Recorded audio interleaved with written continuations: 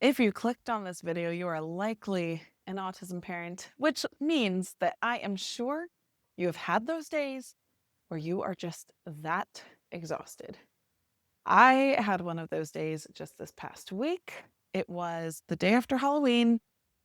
All the kids stayed up like crazy way late past their bedtime. We had people over. They had more candy than we intended for them to have. It was a lot. After the Halloween craziness, we were running on fumes and the house was a disaster. The children were dysregulated. And I just thought, you know what? Today is a survival mode day.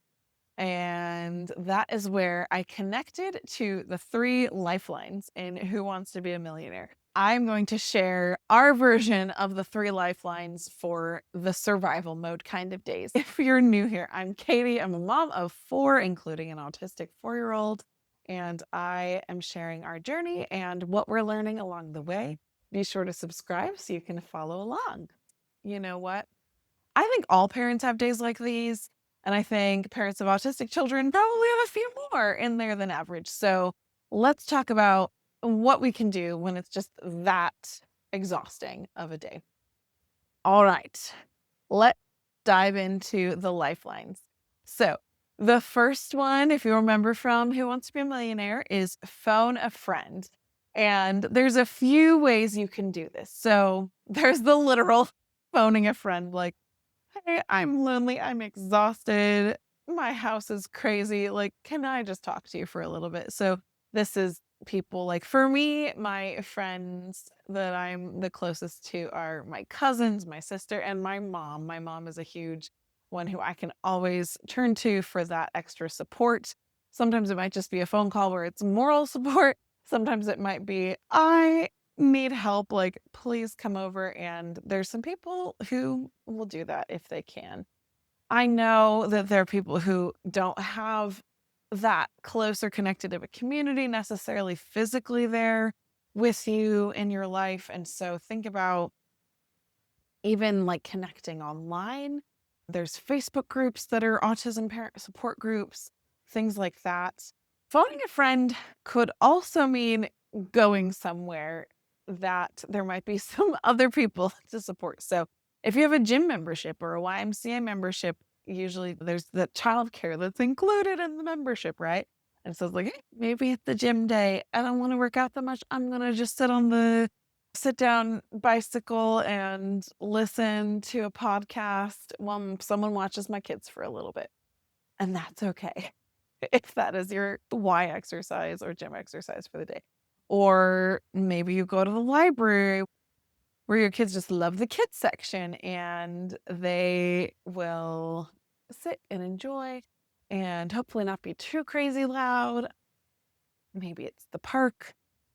And listen, I know some of these things might be more stressful for you. So think about, what do you have access to that's the least stressful thing right now? And what can you do? Another one, if you're just like, nope, I do not have the energy to go anywhere, and maybe there's not really anyone who can come over and help you at that particular moment, that's where you can phone or order in the app some DoorDash. Okay, so even that, right? It's like, hey, I do not have the energy at the moment to make a full meal. The kitchen's a mess and I don't want it to get even worse. DoorDash, okay? It's expensive, but sometimes we have those days. One way or another, you don't have to do it alone. Okay, lifeline number 2 is to pull the audience, right? And so with this one, I think about, this is more the preparation ahead of time. So if you know that there's going to be a big thing like Halloween, you're going to have people over, and it's always going to be stressful if we do that, right? So preparing ahead of time, so polling the audience, can be things like watching helpful YouTube videos or reading blog posts or going on those Facebook forums for ideas. But it's kind of that idea of like, how can we learn ahead of time to prep so that we can make these days and these things like a little bit less stressful. Part of prep for us is that we have put visuals all over our house and we're continuing to add to them. I'm creating a whole course for visuals that I will be putting out in the next couple months. And I do have linked below my free starter pack, which is a calming corner, a how am I feeling, and then a morning bedtime routine. So you can find that in the description below. But things like that, where we're using those skills that we're learning from other people and then adding them to our daily life routine, are going to help so that the exhausting / survival days are just a little bit easier to get through. All right, number 3 is the 50/50 lifeline. So that's the one in Who Wants to Be a Millionaire where they cut it in half, right? You have 2 options instead of 4. So the way I like to think of this, cut in half, right? So whatever all the things are on your to-do list, just pick the things that are going to actually have the most impact with the least amount of time and effort. So another rule, not quite 50/50, is the 80/20 rule, right? So for every 10 tasks that need to get done, you pick the 2 tasks or the 20% that's going to have the biggest impact. So what are the things basically that absolutely have to get done to keep everyone alive, keep things rocking and rolling and running?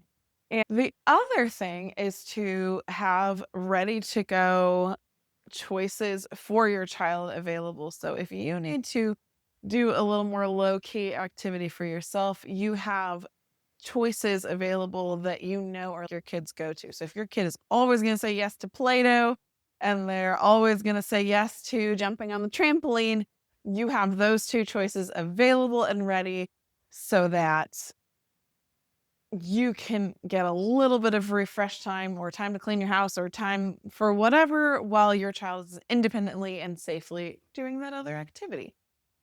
All right, so quick review. Our 3 lifelines on our survival day: phone a friend, which means whether it's DoorDash or a literal friend that you're calling, get some support from the outside world. Poll the audience, which is just your research for ideas of how to prepare for days like these and how to take the best ideas that others have already come up with and use them in your own life. And then number 3, 50/50. So what are the tasks that you can cut and what are the tasks that are going to have the most impact, as well as what are the clear and simple choices you can give to your child? That will always be a hit. Again, those free visuals are linked below. I would love if you have anyone in your life who you know this would be helpful for, if you shared it, like the video so that YouTube knows it's helpful to people. And I hope you have a wonderful week.